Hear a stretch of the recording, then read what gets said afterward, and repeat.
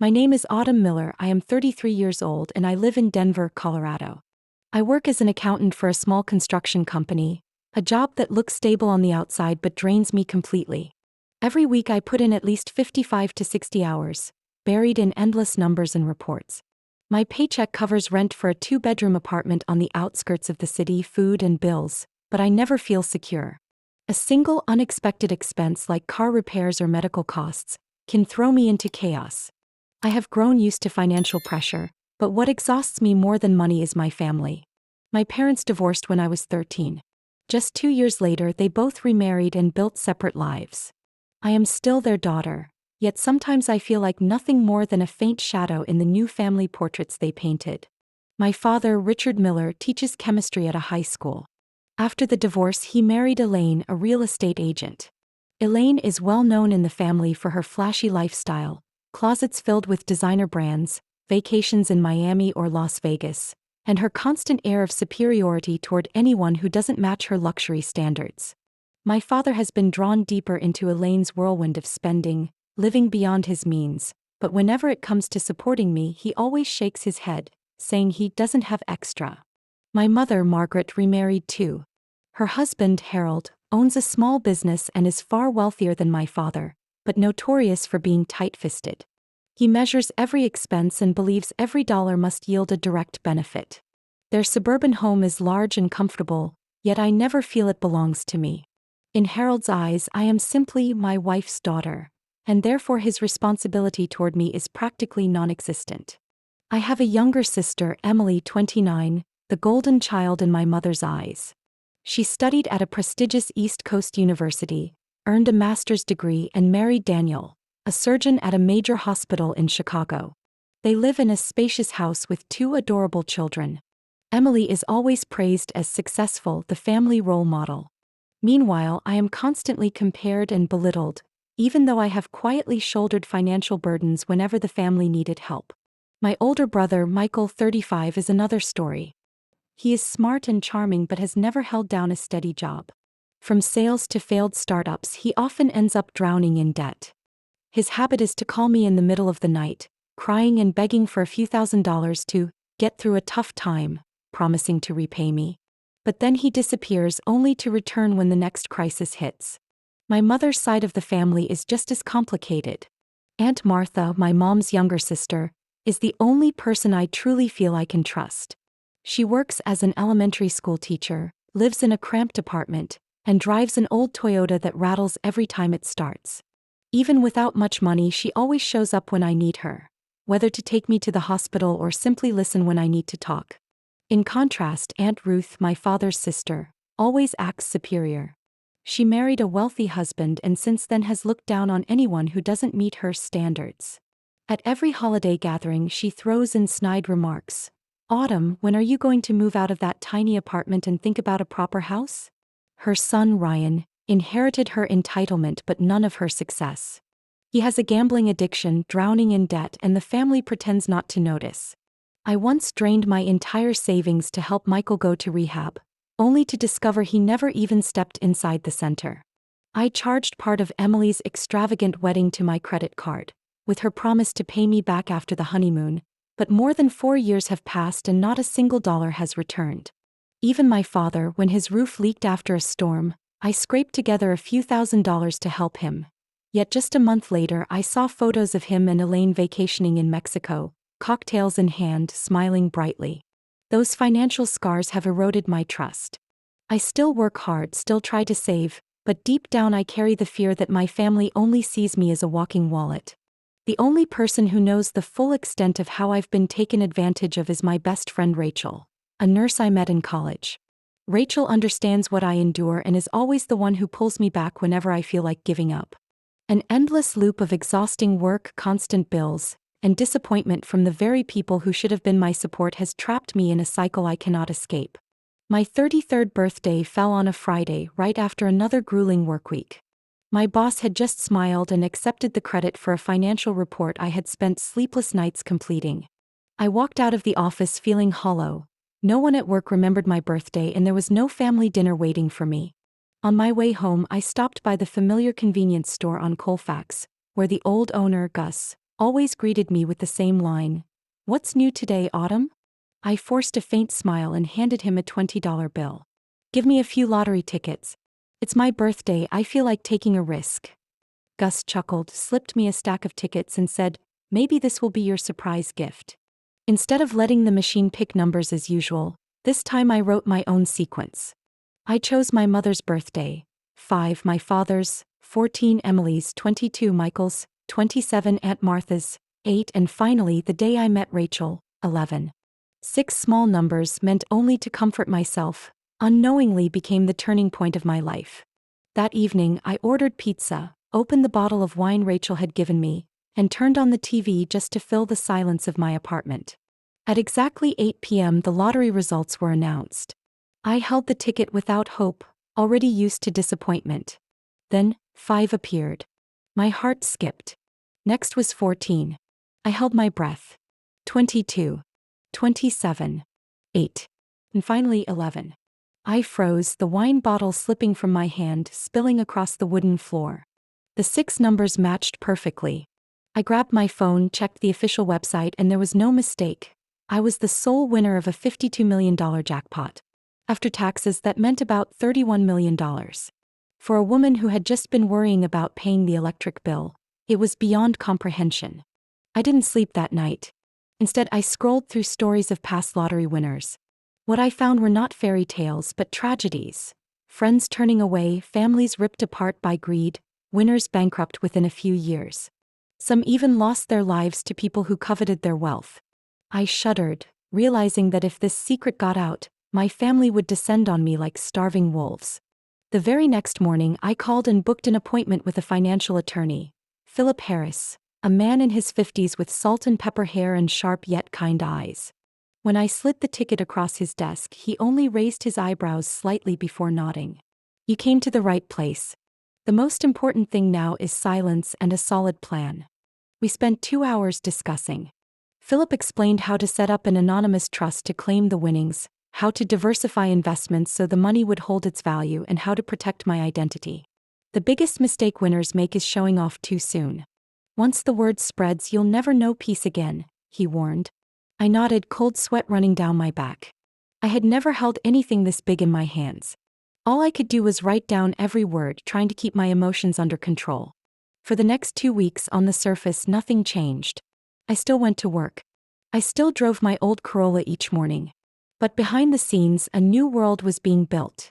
Investment accounts, retirement funds, insurance policies, and a long-term plan to ensure I could live comfortably even at 100.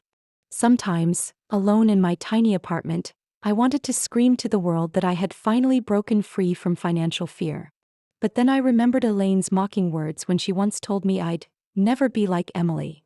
I remembered Ruth's condescending remarks and Michael's silence after borrowing money. Those memories only deepened my resolve to stay quiet. Yet the weight of secrecy pressed on me like a stone. Sitting in that small apartment, I thought about my mother, my father, and the relatives who had hurt me. A dangerous thought crept in. What if I tested them? What if I pretended to be in trouble, to see how they would treat me when I had nothing?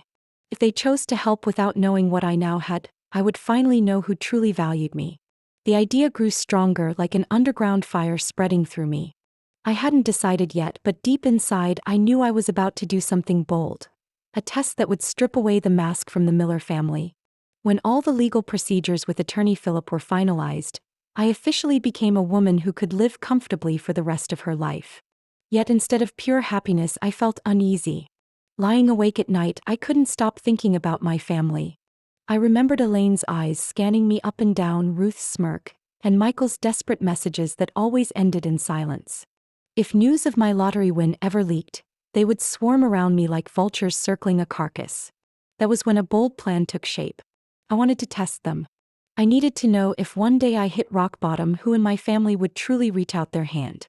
I decided to invent a story. That the company I worked for had gone bankrupt, I lost my job, and I needed $5,000 to pay rent and medical bills. It wasn't an impossible number for my family, especially Emily with her lavish Chicago home, or my father and Elaine, who bragged about their new real estate. But it was just enough to draw a line between those who helped out of love and those who turned away for self-interest. I spent hours crafting the script. I told myself the company had suddenly shut down because the director was under investigation, my last paycheck withheld, and my health insurance suspended. I added that I had just undergone a series of medical tests because of poor health, leaving me drained by hospital bills. I practiced how to say it, where to pause, even stood in front of the mirror to control my expression. Rachel, my best friend, was the first to hear about the plan. I invited her to my apartment and confessed that I intended to test the heart of my family. Rachel's eyes widened as she set her teacup down so hard that liquid splashed out. Autumn, are you serious? This sounds more like a dangerous game than a test.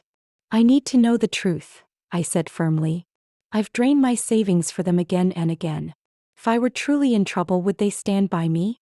I need an answer. Rachel sighed and looked straight at me. You know the outcome will hurt more than you expect. But if you're determined, I won't stop you. Just be ready.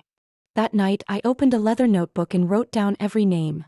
Mom, Margaret and Harold; Dad, Richard and Elaine; Emily and her husband Daniel; my brother Michael; Aunt Martha; Aunt Ruth and Ryan, her reckless son. Each of them had taken from me at one point or another. Now they would face a different Autumn, one who was vulnerable and in need. I imagined each response. Mom might act sympathetic, but Harold would surely refuse. Dad would lecture me about financial foresight and wash his hands of me. Elaine would be blunt. Emily, buried in her kids' swim lessons and a kitchen renovation, would likely offer only kind words. Michael, I didn't dare hope. Ruth would take the chance to scold me about my failures. Ryan, he was already drowning in debt. The only one I believed might actually do something, even with limited means, was Aunt Martha. The plan sounded cruel, but I had no other way to see the truth of relationships already cracked.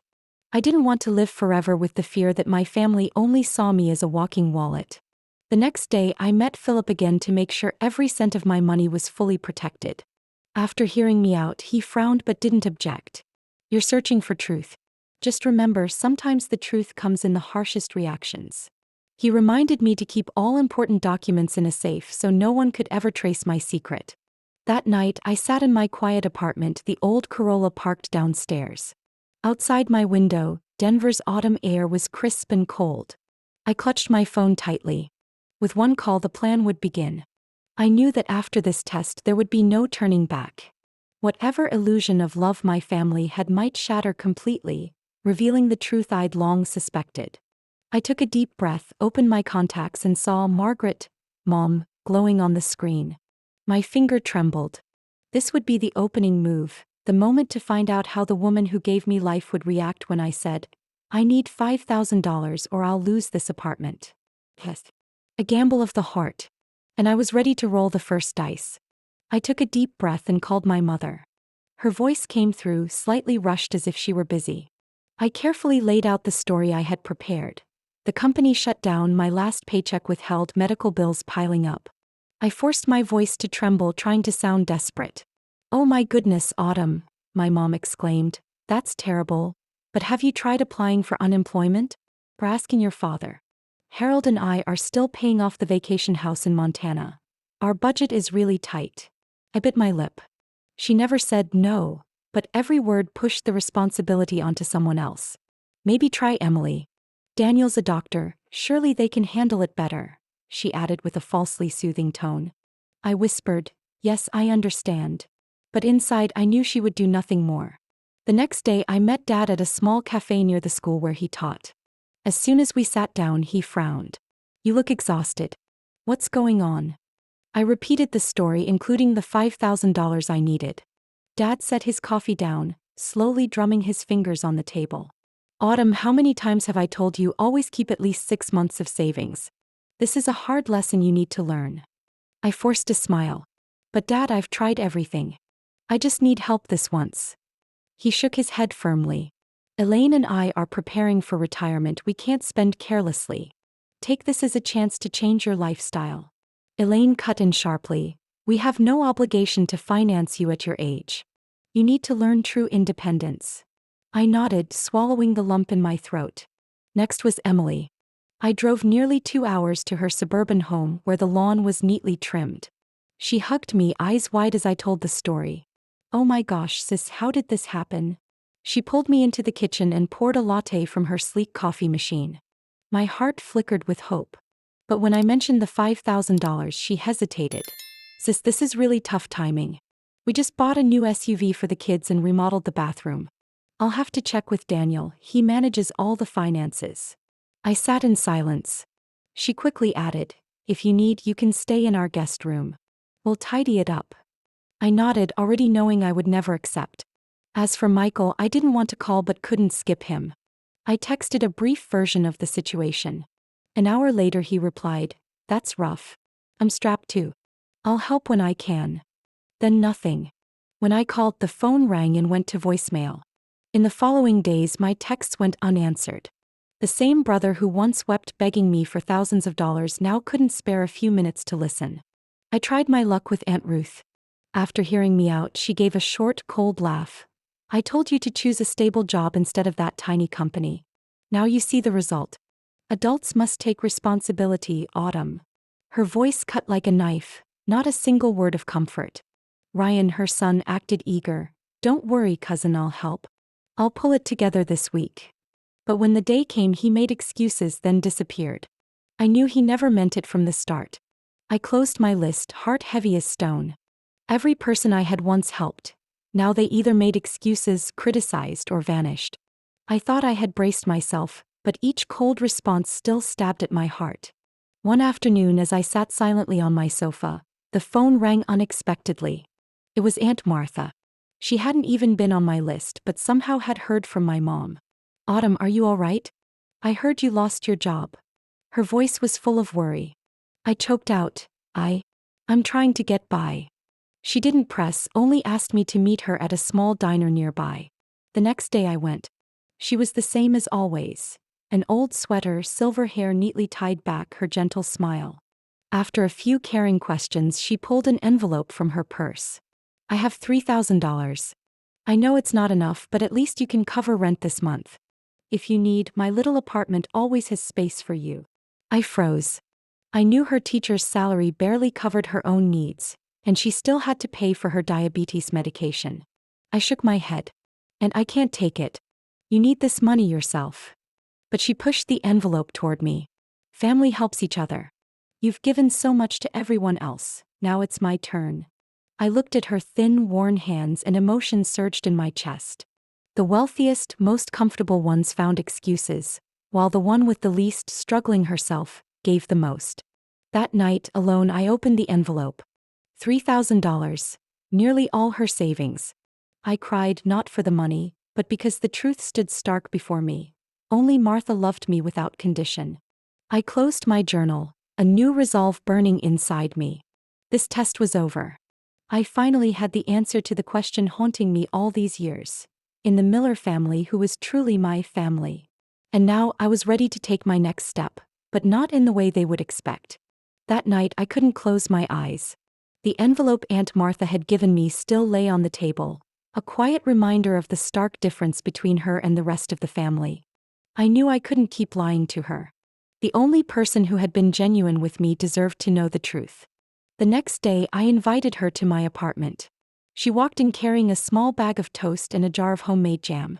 I thought you might not be eating properly, so I brought a little something, she said softly. My throat tightened with gratitude and guilt. We sat on the old sofa, afternoon sunlight streaming through the window. Looking into her kind eyes, I gathered all my courage. Aunt Martha, there's something I need to tell you. The truth is, I lied. Her eyebrows lifted, not with anger but curiosity. I took a deep breath. I didn't lose my job. I don't actually need rent money. I made it all up, to see who in the family would help if I were in trouble. And only you did. Silence hung between us. I feared she would be disappointed, but she only sighed and laid her thin hand on mine. I'm not angry. I'm sad you had to resort to this just to know the truth. But I understand. Tears welled up. Before I could respond, she gently began. Do you know why I divorced my ex-husband? Everyone just said we fell out of love, but the truth was far more bitter. I stayed quiet, listening. Back then, when your grandmother passed, I inherited $40,000. For me, that was a huge sum. I wanted to save it to buy a small home to settle down. But my ex-husband, Robert, changed when he saw the money. Under the pretense of investing for our future, he forged my signature and withdrew it all to put into his friend's restaurant. In less than a year, the restaurant went bankrupt. The money was gone and so was the marriage. When I confronted him, he said, "It's our money, I had the right." That was when I realized, money doesn't change people, it only reveals who they really are.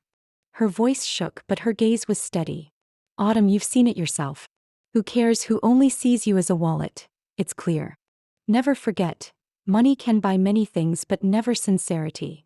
I nodded, tears streaming down my face. You're the only one who didn't turn away. I can't keep hiding it. Martha. I won the lottery. $52 million. After taxes, about $31 million. I've done all the legal work to keep it secret. You're the first person I've told. She froze, her eyes wide, her hand trembling. Oh my God, Autumn, you're serious? I confirmed. She sat in silence for a moment, then gave a faint smile. My dear, that's a great gift, but also a test. I'm happy you can finally be free from worry. But remember, the more money you have, the more careful you must be in relationships. I squeezed her hand tightly. I want to use this money to take care of you. You've sacrificed so much. I know medicine and hospital bills have strained you. I'll buy you a small, comfortable home where you'll never have to worry again. She quickly waved her hand. No, Autumn. I don't need that. I'm used to my old apartment, used to living simply. I looked at her firmly. You gave to me when you had nothing. I'll give to you now that I have everything. Not out of pity but gratitude. Her eyes shimmered, and at last she gave a slight nod. If you've decided, I won't stop you. But never let money control you. Use it to build a meaningful life and share it only with those who deserve it. That evening, as she left, I stood at the window watching her small but resilient figure disappear down the street. In that moment, I realized the money hadn't just bought me freedom. It had given me the chance to repay, the chance to rewrite what family meant. A family built on love, not exploitation.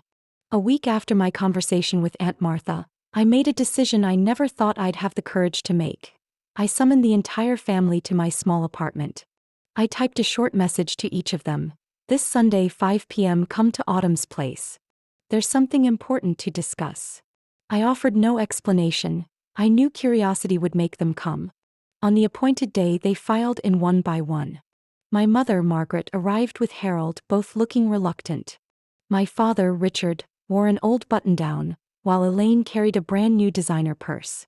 Emily and her husband, Daniel, brought their kids only to leave them in the car with the nanny.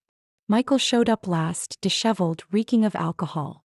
As expected, Aunt Ruth came too, dragging Ryan along, his face pale and tired though he forced a smile. The living room, small to begin with, suddenly felt crowded, the tension thick in the air. Standing in the center, my heart pounded, but my voice was steady. Thank you for coming. Today I want to talk about what happened recently. When I pretended to need help, only one person in this family truly reached out. The rest, I let my gaze sweep over their faces, offered excuses, silence, or criticism. The room erupted. Margaret jumped in. Autumn, you can't blame me. You know Harold is strict with finances. I couldn't decide on my own. Harold cut in coldly. And why should we be responsible for your career choices? My father cleared his throat, arms crossed. Autumn, you're being too sensitive. I didn't refuse out of indifference. I wanted to teach you a lesson about preparation. Adults must face hardship. Elaine added sharply, if you expect others to carry you, don't be surprised when you never grow up. Emily sighed, her voice syrupy and insincere. Sis, I truly wanted to help, but our expenses were overwhelming. I even offered you a place to stay. Wasn't that helping? Daniel sat beside her, silent, only nodding. Michael let out a bitter laugh. Please, like I'm rolling in money. I've got debts of my own. If you needed help, why not ask Mom more? Ruth couldn't hide her smugness. I told you, Autumn, being an accountant at some small firm would never be stable. Now you blame us when you should have listened to me in the first place. Ryan piped up, Cousin, I really did mean to help, but things got complicated. Don't think I didn't care. I stood still, letting the excuses wash over me. Then I spoke, slow but sharp. To be honest, I'm not surprised. I've helped every single one of you, from small favors to thousands of dollars. But when I needed help, only Aunt Martha stepped forward. She gave me nearly all her savings even though she's sick herself. That says everything. Martha sat quietly in the corner, lowering her head. I continued, I don't need more excuses. I don't need guilt. I just want you all to know this. From now on, I'm setting boundaries. Don't call me in the middle of the night for loans. Don't expect me to fund vacations, weddings, or bailouts. We're still family, but this relationship will no longer be built on me paying the price to be valued. Silence fell. Margaret's lips trembled. So, you're cutting ties with us? I shook my head. No. I'm just refusing to be used anymore. I've accepted a new job with better pay and benefits. I don't need anyone to support me. I can take care of myself. Richard raised an eyebrow. Well, good. I'm glad you've finally understood personal responsibility. Elaine smirked coldly. Emily sighed to Daniel, whispering that I was being dramatic. Michael avoided my eyes, fiddling with his phone. I knew then they would never change. Their excuses only confirmed what I already knew. They never truly saw me as family, just as a convenience. The meeting ended quickly. One by one, they left with irritated looks. Only Martha stayed behind to help me clear the table. When the door finally closed, I sat down and drew in a long breath. For the first time in my life, I felt lighter, as though I had shed years of silence. Martha laid a hand on my shoulder, smiling gently. You did the right thing. Setting boundaries isn't selfish. It's how you protect your worth. I nodded, a quiet strength rising inside me. After that tense family meeting, I realized it was time to rewrite my life. In the days that followed, I returned to the office, staring at spreadsheets and contracts, but my heart felt empty. I no longer wanted to spend my youth working for a company that never valued me. One morning, I walked into my boss's office, placed my resignation on the desk, and said firmly, I've given enough. Now it's time to build something meaningful for myself. I didn't choose to retire in luxury. Instead, I began planning a nonprofit. The idea came from Aunt Martha herself. A woman who lived simply, gave quietly, and rarely received support. I wanted this foundation to serve elderly people who had been forgotten by their families. After many meetings with attorney Philip and a team of advisors, the Silver Light Foundation was born. Our mission was to provide medical support, home repairs, and most importantly, companionship for seniors living alone. At the same time, I searched for a new home. After weeks of looking, I bought a modest 2-story house in a quiet Denver suburb. The backyard was big enough for the rose garden I'd always dreamed of but never dared buy when money was tight. Just a few blocks away, Aunt Martha moved into her own new home, purchased under the foundation's name so she wouldn't feel like a burden. It was a cozy 1-story with wide doors for the days when her health faltered. Seeing her smile in that bright kitchen, I knew I had made the right choice. From then on, my life completely changed. Mornings were spent running the foundation, afternoons with volunteers visiting seniors, listening to their stories. No longer haunted by bills or deadlines, I found joy in the gratitude shining in their eyes. Rachel, my best friend, joined too, taking charge of the medical programs. We often joked that from 2 struggling women, we had become partners in a mission bigger than ourselves. As for the Miller family, I kept in touch, but only at arm's length. On birthdays and Christmas, I sent cards, sometimes made brief calls. No more long conversations filled with blame or expectations. They felt the distance but seemed not to care. I realized that sometimes, thin connections bring more peace than forced closeness. Still, there were moments when I quietly helped them, not out of obligation but compassion. When Richard was hospitalized with a heart attack and the bills exceeded insurance, the hospital suddenly received an anonymous payment. When Ryan, in a rare moment of resolve, entered rehab, the costs were covered by a mystery sponsor. No one ever knew it was me. I didn't want that help turned into another reason for them to use me. I only wanted to know I'd done the right thing, even if they never thanked me. In the evenings, I often sat in my garden, watching the warm lights glow from Martha's house nearby. She often came over for dinner or we tended plants together. One night she laughed and said, "Autumn, you've turned fate's gift into something meaningful." Not everyone could do that. I simply held her frail hand, knowing I was no longer alone. Rachel stopped by often too, bringing stories from the hospital or sharing wine with me on the porch. "I've never seen you this happy," she said, her eyes warm. I smiled and replied, "Because for the first time, I'm living my own life, not anyone else's." The old doors had closed. No longer trapped in the false responsibilities of my family, no longer belittled or used, I built a new community. One rooted in respect and genuine care. Each morning as sunlight spilled through my windows, I knew I had chosen well. My life hadn't changed just because of a lottery ticket, but because I dared to set boundaries, dared to stand up, and most of all, dared to trust the right people. And deep inside, I sometimes wondered, if the Miller family ever discovered the whole truth, would they regret how they treated me? I wasn't sure. But it no longer mattered. Because at last I had found freedom, peace, and a true home of my own.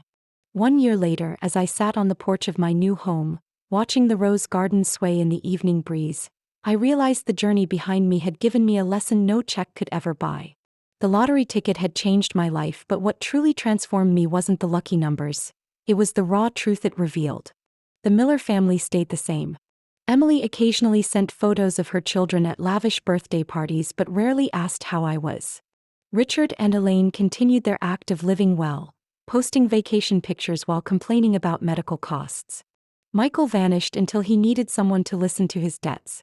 Ruth never gave up her sharp remarks at rare gatherings, and Ryan, I heard he had fallen back into gambling. Instead of feeling angry or bitter, I felt relieved.